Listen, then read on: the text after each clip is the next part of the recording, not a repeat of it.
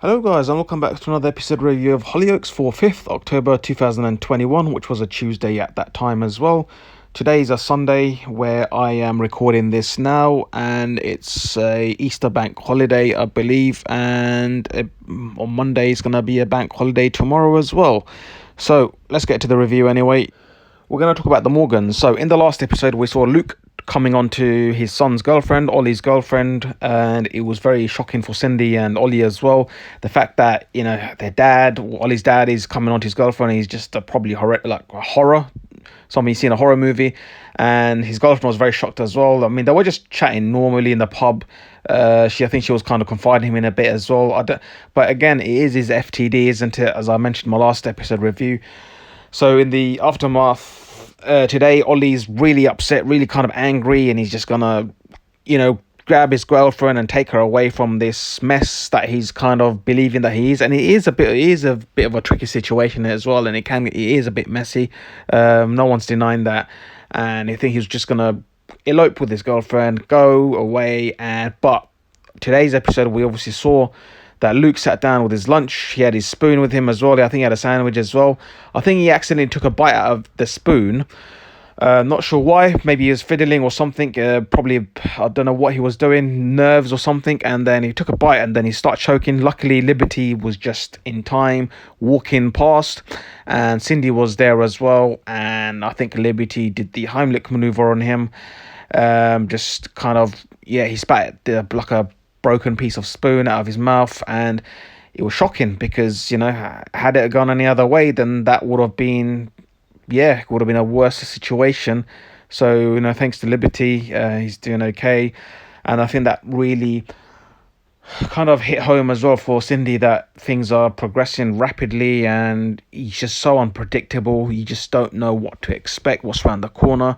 So she really had to tell that to Ollie as well, Luke's son, because he was just about to elope. Luke's son Ollie came back to the house and he's just crying as well. He didn't know himself how bad the situation was. I think he was just momentarily angry that his dad's came onto his girlfriend, but I think he's look past that, overlook that, and he's gonna do the right thing, stay with his dad, because they don't know honestly how long he might have left, and how, I think I should rephrase that, how long or how quickly the situation is going to progress, because it is not looking good at all. And I actually feel like Luke is doing a tremendous job in acting, playing that character, bringing that awareness about, and just playing that role perfectly, to be honest.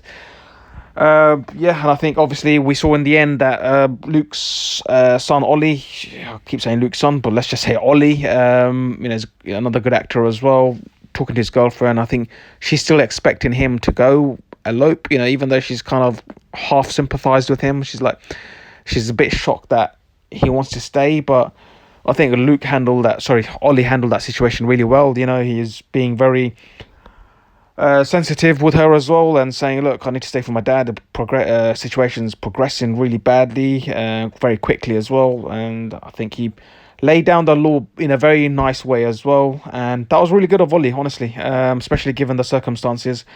I think it was very good of Cindy as well to update, obviously, Ollie, what's the situation, what's going around.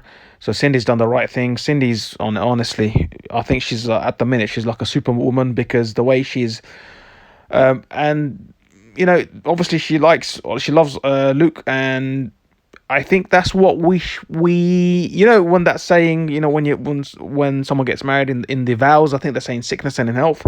And Cindy's doing exactly that, and they haven't even had the wedding yet. So, honestly, Cindy's character is really lovable. What she's doing is really good. And now we are going to talk about Charlie and Ella. Wow. Let me go silent for a minute, guys. That is, I don't really like talking about it, because they really are 13. But I guess these things happen. I think they done the deed, and Nancy was asking them were they safe, and I think Charlie was obviously making sure he does his bit, like obviously consent wise, everything. And it's a bit awkward as well, because For Nancy, she couldn't really say much. Although Charlie's her sister's son, she still always saw him as her own son. So it's still the same thing to her because as a like her own son, her legal guardian. The only mistake that I believe she's made was not letting Mandy know or aware of the situation. So I think that's not really right, is it? I don't know. I don't know what really I can add here with this situation. As Nancy's aware that they're both safe. It's both consensual. Yeah, I mean, it's one of those things. I guess if you've forbidden it, then they would have two teenagers. They would have found some other places, and the situation could have been worse. But I don't know. The only thing that I could have suggested is Ella's mum had the right to know Mandy, especially if Charlie's legal guardians, Darren and Nancy, they knew. Then yeah, we're gonna talk about the Devereaux now, and the whole situation trying to bring Marcus in. I believe his name's Marcus, the youngest son of Vince's youngest son. No, I'm not. He's not. Yeah, Martine's stepson, and he says Martine's trying to speak with her oldest son, Toby. Obviously asking politely, let's bring him round. And sorry, it's not Vincent. This was Felix. The dad's name is Felix. I'm sorry, guys, because he used to act in EastEnders, and his name was Vincent. Felix's name was Vincent in EastEnders. So sorry if I'm confusing you guys.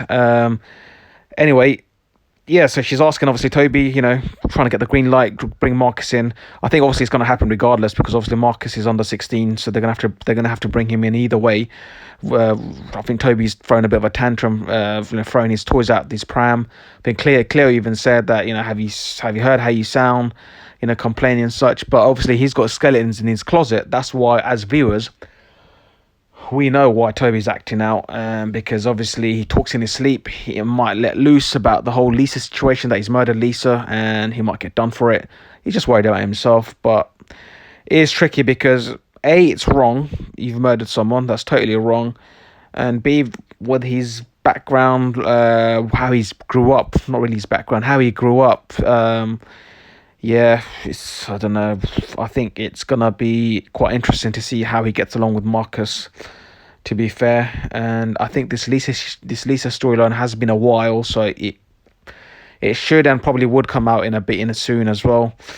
Anyway, guys, let me know what you thought of this episode as well. Comment below if you think I've missed anything out, if you can remember that far back as well, because it's in October's review. So I'll see you. Oh yeah, do subscribe to the channel, and I hope you tune in to my next episode review. Peace.